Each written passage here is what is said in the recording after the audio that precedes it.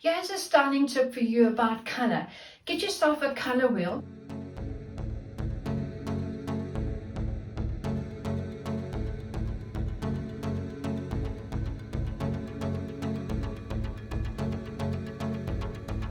It's all about experimenting with color. Take the garments in your wardrobe and combine different colors together and see how they work for you. You can always take the color wheel and turn it to see which colors are complementary to one another, and see what colors you got in your wardrobe, and have fun complementing your colors together.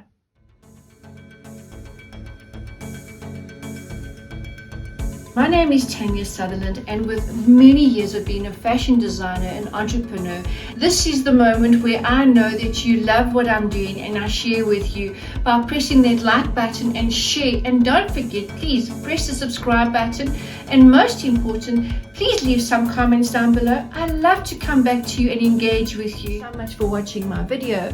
It's all about enhancing your skills for your sewing, and also turn your sewing and designing into a business.